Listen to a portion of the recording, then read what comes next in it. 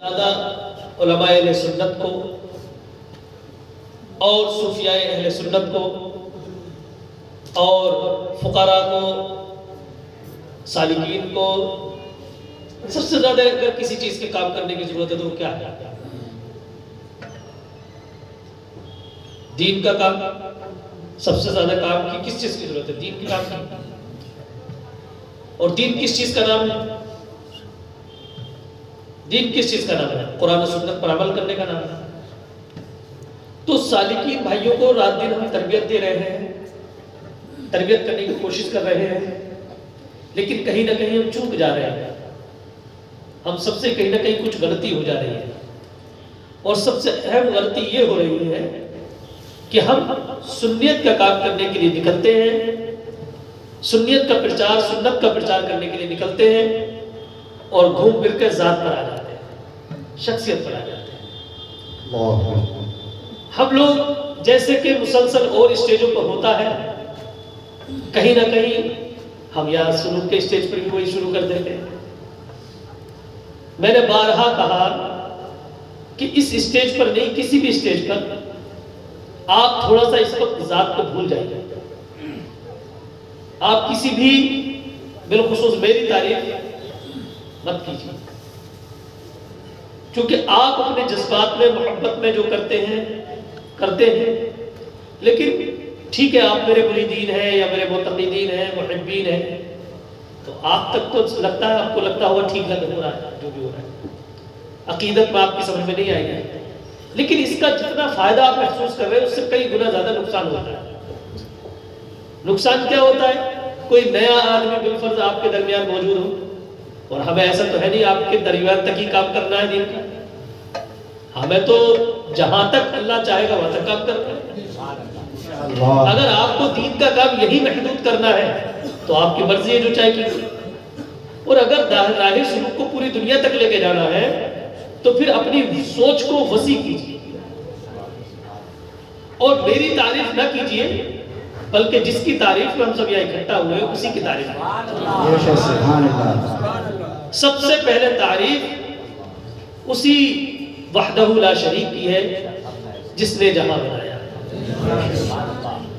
اور پھر اس کے بعد اس کے نبیوں کی تعریف ہے، سید الانبیاء کی تعریف ہے، سید الانبیاء کی تعریف ہے، پھر نبیوں کی تعریف ہے.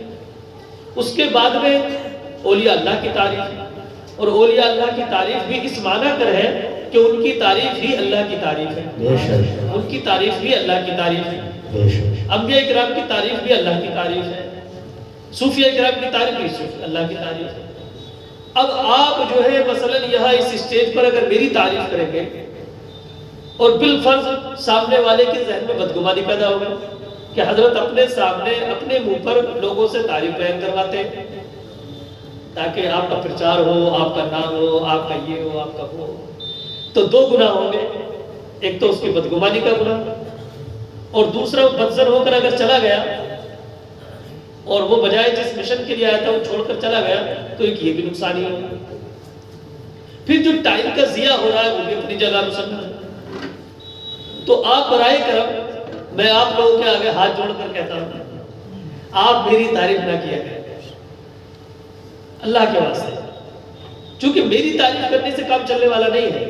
جس کام کے لیے ہم لوگ یہاں اکٹھا ہوئے اس کام کو کریں وہ ہماری تعریف ہے. کسی درخت کی تعریف اس کا پھل ہوتا ہے. آپ کو کسی درخت کے لیے قصیدے گانے کی ضرورت نہیں ہے، آپ اس کا ایک پھول پیش کر دیں کہ یہ گلاب دیکھیں کتنا خوبصورت ہے نا، تو یہ کہتے ہی فوراً سمجھ میں آ گیا کہ یہ جس پودے کی پیداوار ہے وہ کتنا اچھا ہے. کیا مثال ہے. اگر آپ اچھا کام کر رہے ہیں تو میری وہی تعریف ہے. اگر آپ دین و سنیت کا کام کر رہے ہیں تو ہماری تحریک کی وہی تعریف ہے. دوسرا، کچھ سالکین بھائیوں نے عقیدت میں کچھ جملے گڑھ لیے اپنی طرف سے جو مجھے بارہا شکایت کر رہے ہیں. مثلا کچھ لوگوں نے کہنا شروع کر دیا یا ظہیر المدد، نعوذ باللہ من ذالک. میں نے تو کبھی نہیں کہا کہ تم میرے نام کے نعرے لگاؤ یا مجھے میرے نام کو پکارو. پکارنے کے لیے اللہ کی اتنی بڑی ذات ہے، کیا تمہارے پاس وقت باقی ہے اس کی تعریف سے؟ اس کو پکاریے، ٹھیک ہے. پھر اگر تمہیں پکارنا ہے تو یا رسول اللہ انظر حالنا، پھر پکارنا ہے تو یا غوث پاک المدد، یا علی المدد، بس یہ کافی ہے۔ آپ ہمارے نام کا کوئی بھی کسی قسم کا وظیفہ، کسی قسم کا نام کا کسی قسم کا ورد نہ کیجیے، اور کسی بھی عقیدت میں ہرگز اجازت نہیں ہے میری طرف سے کہ آپ کہیں بھی میرے نام کے نعرے لگائیں۔ میں اصل میں اسٹیج پر اس لیے نہیں روکتا ہوں کہ دل آزاری نہ ہو جائے کہیں کسی اسلام بھائی کی، ہے نا، اور وہ اپنی بے عزتی محسوس نہ کر لیں کہیں، حالانکہ بے عزتی کرنا مقصد نہیں ہے، لیکن میرے منہ پہ میری تعریف کرنا ایسا ہی ہے جیسے منہ پہ تھپڑ مارنا ہو، یہ بھی تو کم نہیں ہے۔ ویسے بھی اگر کسی کو بگاڑنا ہے، اس کے کام کو بند کرانا ہے، تو اس کے منہ پہ اس کی تعریف شروع کر دو۔ میں تو پیچھے کی بھی نہیں کہہ رہا کہ آپ میری تعریف کرو پیچھے، لیکن میرے سامنے اگر میری تعریف کرو تو میرے منہ پہ گویا کہ تھپڑ مار رہے ہو، تو برائے کرم آپ یہ ہرگز نہ کریں۔ ابھی تو سنیت کو اتنے کام کی ضرورت ہے کہ اگر ہماری جتنی زندگیاں ہیں، اگر ایسی ہزاروں زندگی ملے تب بھی ہم دین کا کام پورا نہیں کر پائیں گے۔ اگر ہم ظاہری کاموں کو دیکھیں تو بھی ہم غیر قوموں کے مقابلے میں اس وقت پیچھے چل رہے ہیں، دنیا بھی اعتبار سے غیر مسلموں کے درمیان میں بھی پیچھے ہیں، اور پھر مسلمانوں میں آؤ تو جو مسلمان کہلا رہے ہیں بدعقیدہ فرقے، ان کے درمیان ان کے پیچھے بھی ہم کئی سو نہ صحیح کم سے کم 50 سال پیچھے چل رہے ہیں۔ تو جن چیزوں کی تربیت کی ضرورت ہے، جن کے لیے ٹائمنگ کی ضرورت ہے، جن کے لیے وقت کی ضرورت ہے، آپ ان پر کام نہیں کر رہے ہیں۔ اور علماء کرام سے میرا مشورہ ہے کہ وہ جب بھی یہاں آئیں اور جس موضوع پر کوئی پروگرام ہو تو آپ اسی سبجیکٹ پر کچھ تربیت، کچھ جو ہے کتابوں کا مطالعہ کر کے آئیں۔ آج عرس کس کا ہے؟ غوث اعظم۔ بولیے، زور سے بولیے۔ غوث اعظم۔ تو غوث پاک پر تو ہم بولے ہی نہیں، کتنے منٹ بولے ہم غوث پاک پر؟ کتنے آپ نے بچپن کا بات کہاں بیان کر پایا؟ غوث پاک کا بچپن کہاں بیان کیا ہم نے؟ غوث پاک کی جوانی کہاں بیان کیا ہم نے؟ غوث پاک کا مجاہدہ مراقبہ کہاں بیان کیا ہم نے؟ غوث پاک رضی اللہ تعالیٰ عنہ کی زندگی کے کیا کیا معاملات تھے وہ ہم کہاں سمجھ پائے؟ تو ہمارے مشن تو فیل چل رہا ہے، ابھی تک یہ جلسہ ہمارا بیکار ہی چل رہا ہے۔ نعوذ باللہ من ذلک، بیکار تو نہیں کہا جائے گا، لیکن کم سے کم اپنے پورے مشن کو تو واضح نہیں کر پا رہے نا۔